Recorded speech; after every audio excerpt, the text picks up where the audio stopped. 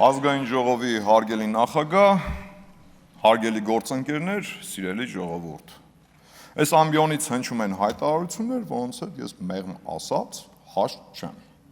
Ճիշտն ասած, ուզում էի անդրադառնալ Լևոն Քոչարյանի հայտարարություններին, բայց ոնց որ միշտ էլի աթոռները դատարկ են։ Այդ մարդկանց մոտ սովորություն է գան հայտարարությունները անեն, արագ լքեն դալիճը, որպեսզի չլսեն իրենց հայտարարություններին արված պատասխանները։ Թերևս ստիպված եմ երկխոսել վերջիններիս աթոռների հետ։ Ճար չկա, ուրիշ ինչ անենք։ Լևոն Քոչարյանը հայտարարում է, որ հպարտանում է։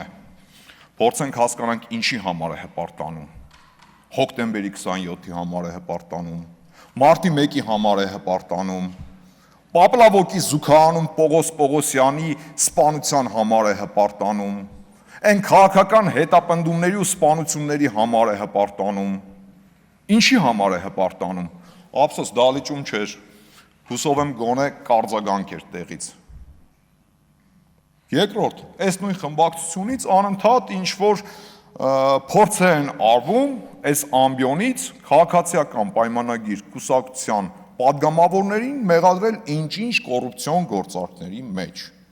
Ճշգիտեք, հասկանում եք, որ բան է, որ ասում է իրենց աչքի գերանը չեն տեսնում, փորձում են մեր աչքերում փուշ փնտրել։ Ժողովուրդ ջան, մի հատ ձեր կողքը բոլորը նայեք, ձեր կողքը նստած է Լևոն Քոչարյանն է։ Ում հայրը Ռոբերտ Քոչարյանը այսօրվա օրով մեղադրվում է ապօրինի հարստացման համար։ Դատախազությունը $200 միլիոն գույք է պահանջում Ռոբերտ Քոչարյանից։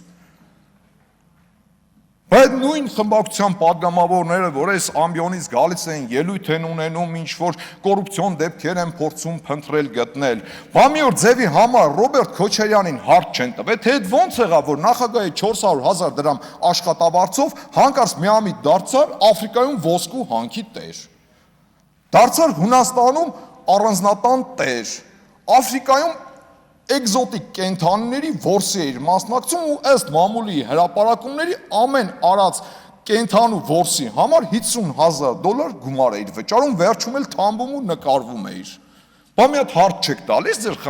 ձեր առաջնորդին։ Փորձում եք կոռուպցիա փնտրել մեր մեջ։ Հիմա անդրադառնամ մեր վայ հայրենասերներին։ Այս ամբիոնից հայտարարություն է հնչում, թե Ադանան մեր հայրենիքն է, մեր հայրենիքի մի մասն է։ Հիմա փորձենք հասկանանք, եթե Ադանան ձեր հայրենիքն է, ձեր հայրենասիրության մոդելը ո՞րն է, կամ այդ Ադանայի համար մինչ օրս ինչ եք արել, եթե Ադանան համարում եք ձեր հայրենիքը։ Պարոն Կարապետյան, միգուցե պարտադիր ժամկետային զինծառայություն եք անցել Ադանայում։ Ճիշտ է, Հայաստանի Հանրապետությունում չեք անցել այդ ծառայությունը, կրկնակի հետազոտություններից էլ խուսափում եք, բայց միգուցե Ադանայում եք անցել պարտադիր ժամկետային զինծառայություն։ Ձեր հայրենիքն է։ Ադանայում ինչ եք արել, գործարաններ եք հիմնել, աշխատատեղեր եք ստեղծել, բարեգործություններ եք անում, հարկեր եք վճարում, բայց ձեր հայրենասիրության մոդելը ինչով է դրսևորվում։ Քյաբաբով, գիտեք ինչ կա, ես չէի ուզում հուսալ, որ բանը դրան կհասնի, բայց եթե ձեր հայրենասիրության մոդելը քյաբաբով է դրսևորվում, ես ցավում եմ ձեզ համար։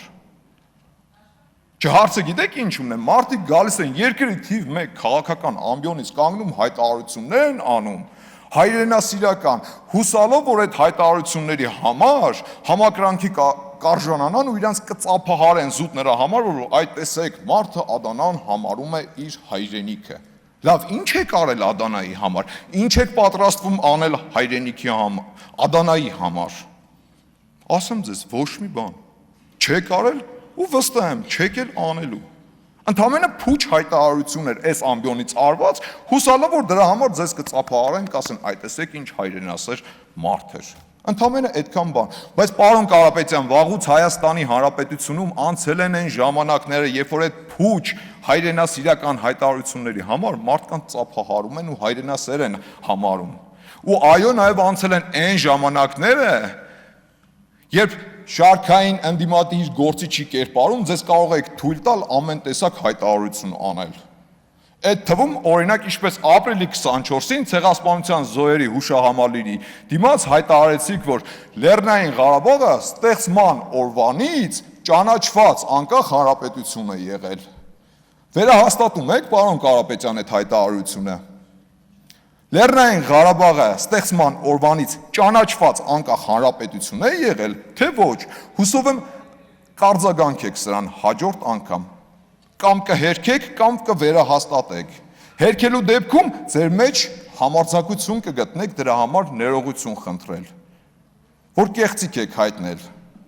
Չնայած այդ համարձակության մասով էլ մի փոքր կասկածներ ունեմ, որովհետև համարձակության բացակայությունն է թերևս վկայում նրա մասին, որ մինչ օրս ձեր խմբակցության անունից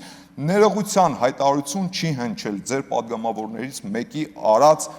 հայտարարության համար, որ ցանկանում է սակրավորների մահը։ Պարոն Կարապետյան, այս ամբիոնից երեք եկել եք, ներկայացնում եք ինչ-որ օրենքներ, փորձում եք առաջ բրդել հակասաֆարովյան օրենք։ Արգել ենք ադրբեջանցիներին երկար մնալ մեր երկրում, ճիշտ եմ հասկացել, 10 օրից ավել չկարողանան մնալ մեր երկրում, չկարողանան գույք, անշարժ գույք եւ հող ձեռք բերել մեր երկրում։ Շատ լավ։ Գիտեք ինչ կա, պետք է հիշեցնեմ ձեզ դեռևս մայիսի 25-ին ձեր ինքնահռչակ վարչապետի Սամվել Կարապետյանի հայտարարությունը։ Կառավարության առաջին իսկ նիստին կընդունենք օրենք Սաֆարովի կանխարգելման մասին։ Պարոն Վարդևանյան, հիշում եք, դուք էլ հաստատում եք խրող ձևով ասում եք, այո, անպայման կընդունենք, ջանդամին թե